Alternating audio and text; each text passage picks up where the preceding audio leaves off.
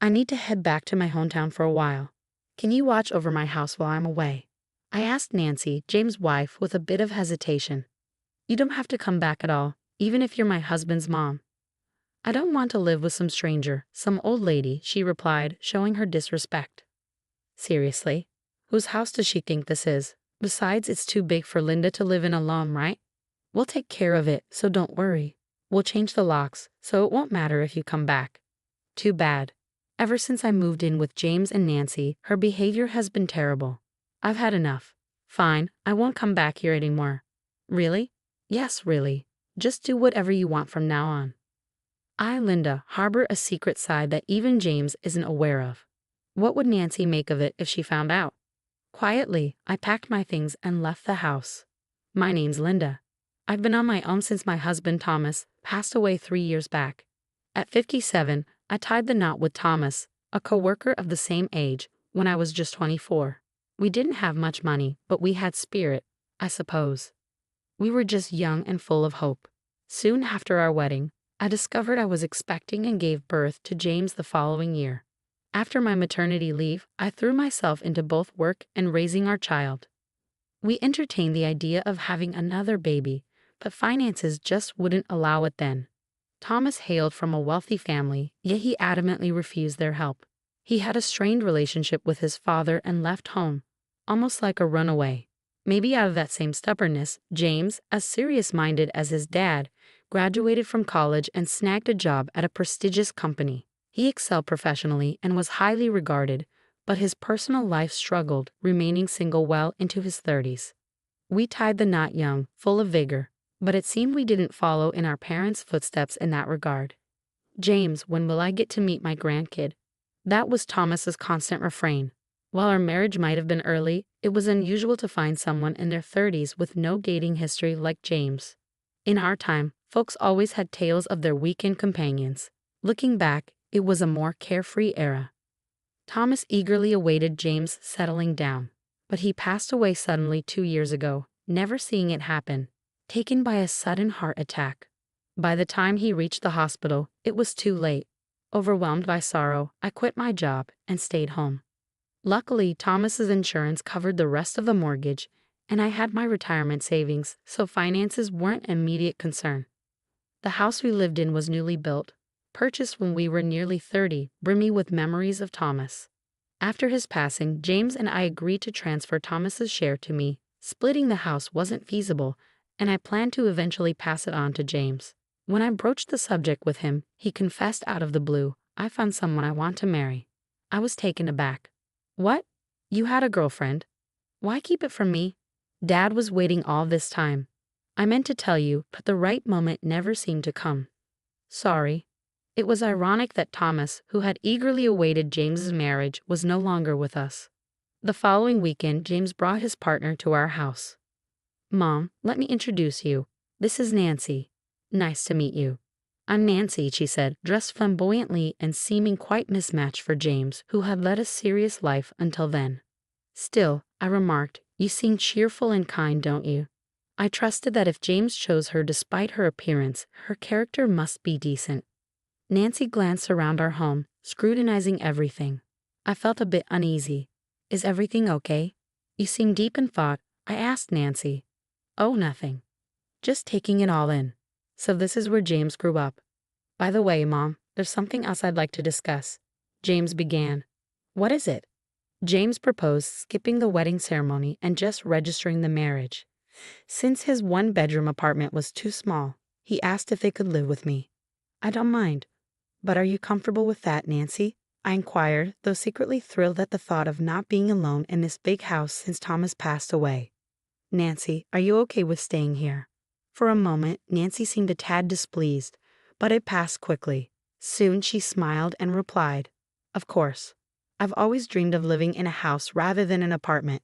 See, Mom, Nancy agrees, so please, how could I refuse my dear James' request? Plus, I had my own worries about living alone. Having the young couple around would liven up the house and perhaps eventually bring grandchildren. I hoped this would gradually fill the void left by Thomas's absence. "It's okay, James. This is your home, and Nancy, please treat it as yours." I agreed to their arrangement. However, Nancy's occasional rude comments troubled me. Once we started living together, my suspicions were confirmed. Linda, I'm quite busy, so could you handle all the meals and cleaning? Nancy asked as we were still unpacking. And the bath preparations too, please. Pretty please. She treated me like a maid. But I endured it for the sake of harmony with James and his wife. Yet the workload of running a household is vastly different for a single person than for a grown adult. Linda, my lingerie is delicate, so be sure to hand wash it. Why can't she do it herself if she's so particular?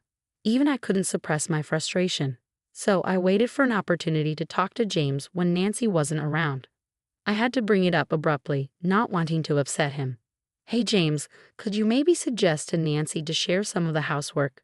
When I broached the topic, Nancy's never really done any housework, but she appreciates how meticulously you handle things, Mom, he replied. Anyhow, I'll talk to her about it. Let's try to get along, okay? James seemed to be attempting to reconcile Nancy and me. From that moment on, Nancy's attitude towards me deteriorated further. Why isn't our room tidy? There's dust everywhere. Can't you clean your own space? There might be things we don't want touched. What are you implying, Linda? You're such a homemaker, always at home, right? It's like you're mooching off James. Can you at least pitch in with the housework? I muttered, feeling the weight of resentment building. If anyone's leeching off James, it's me. Nancy's the one draining the life out of this place. I'd endured everything because she was James' wife, taking care of them both. But I hit my breaking point. One day, my sister called. We were all grown, both my sister and brother married, with no one left at our parents' house. Dad passed away when I was in school, and Mom, who lived alone, also passed a few years ago. We didn't want to leave the house empty, so we put it up for sale, and we finally found a buyer. We needed to sort out our parents' house.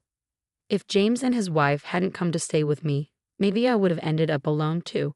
But even so, if Nancy keeps this up, I won't be able to handle it. Maybe it's best to take a break. With James away on a business trip, I approached Nancy that night after she came out of the bath. Can we talk? I asked tentatively. If it's something annoying, I don't want to hear it, she replied lazily. I need to go back to my parents' house for a while. It might be for some time, so I need you to look after the house. And about the housework during that time?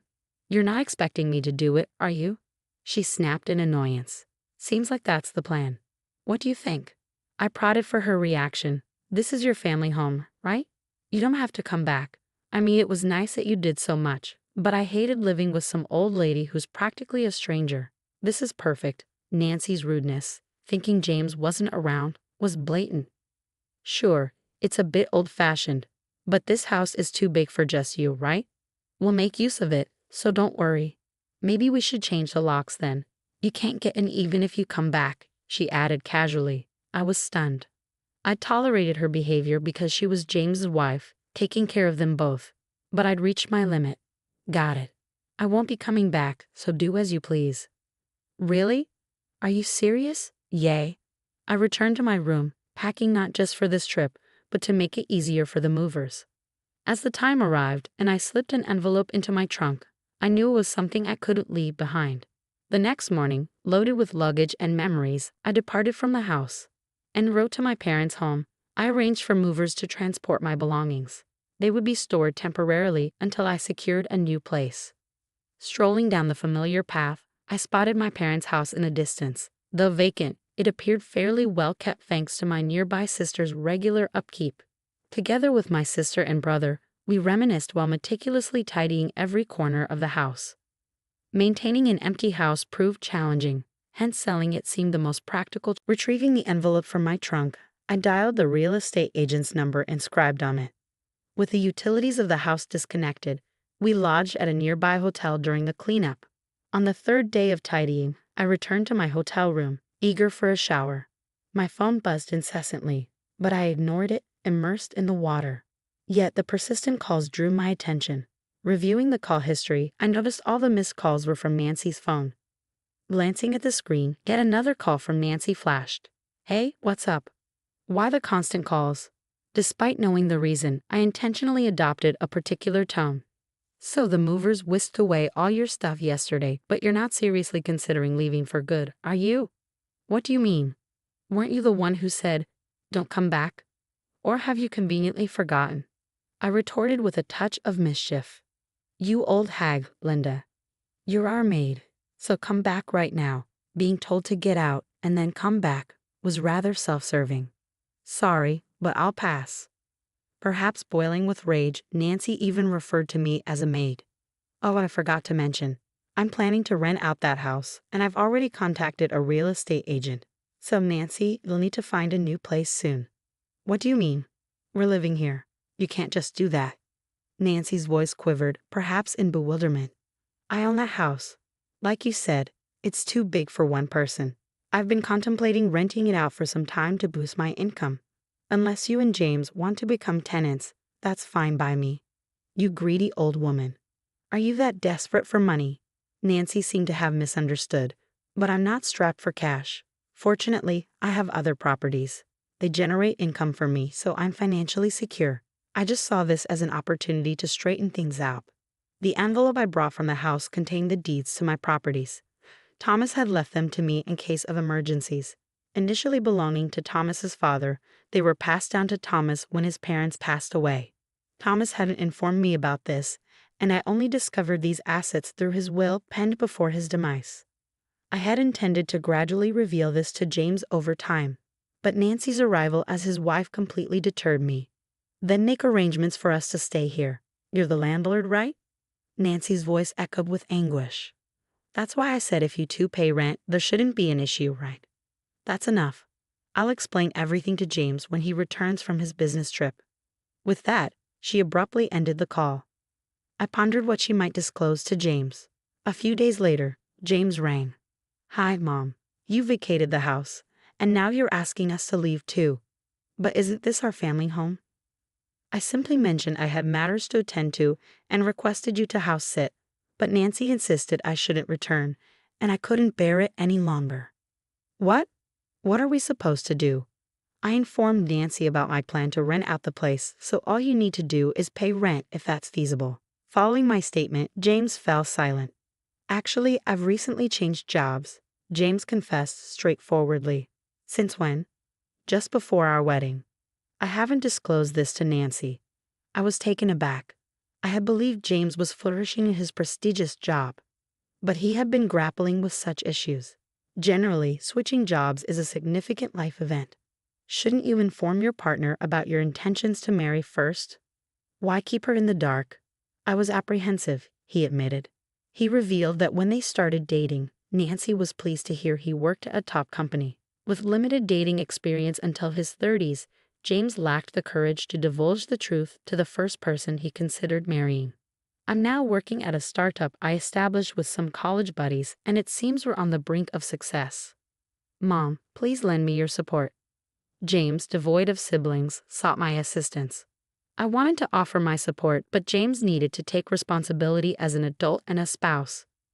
Life would only become more challenging if he didn't come clean and seek understanding from his partner. James, you're capable of sorting out your own affairs.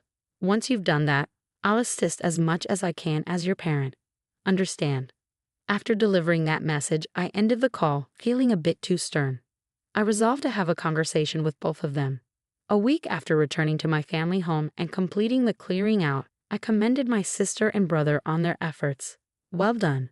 Let's plan to meet up again when we have more time, I suggested, intending to return home for the time being. Ah, Linda, welcome back. I've been expecting you, Nancy greeted me in a sugary tone as I arrived home. Notice you didn't change the locks. Change your mind. I retorted with a touch of sarcasm. Where's James? He's here, isn't he? James emerged from the back, looking visibly drained. Did you talk to Nancy properly? I inquired, to which Nancy appeared clueless. It seems you haven't told her, James admitted, disclosing that he had left his job to start a venture business with a friend. What? Is that all? I agreed to marry you because you were a promising employee at a top company. If not for that, I wouldn't have bothered with a gloomy guy like you, James. Nancy unexpectedly revealed her true feelings. So that's how Nancy truly feels. In that case, we have no choice but to end this. James sighed as he spoke. I thought we were getting along well with Mom. But Nancy, you were just using her as a replacement housekeeper. This old hag, she's only good for housework, right? What's wrong with that? Nancy crudely remarked. How could you speak to Mom like that? Can't you just leave? I don't even want to see your face anymore. I don't need this either. You deceived me, remember? I'll take legal action against you. With that, Nancy stormed out of the house. Are you sure this is the right decision? It's okay. Nancy never really cared for me from the beginning, James remarked. Yet his demeanor betrayed the bitterness of a man who felt betrayed. Subsequently, James and Nancy finalized their divorce. Nancy accused James of withholding information about his job change and sought alimony, alleging deception. However, it emerged that Nancy had quit her job and was engaging in secret rendezvous with a lover during the day. This led to a settlement where both parties shared the pain. I wanted some recompense for the verbal abuse and being treated like a maid, but I didn't want to stir up trouble, so I let it slide. I heard Nancy rushed back to her parents' house in tears, only to be scolded by them for her calculated marriage and divorce. They refused to let her return. Apparently, her parents were sensible folks. I also learned that Nancy had a strained relationship with them. In the end, Nancy, unwelcome at home, is scraping by, hopping from one part-time job to another. Maybe I just have a poor judgment of character, but I think I'm done with marriage. It's just too much hassle, James remarked, half in jest, half seriously. As planned, we rented out the original house, and James and I are now living separately. However, I found a suitable property among the inherited real estate, so we're using it as our respective residences.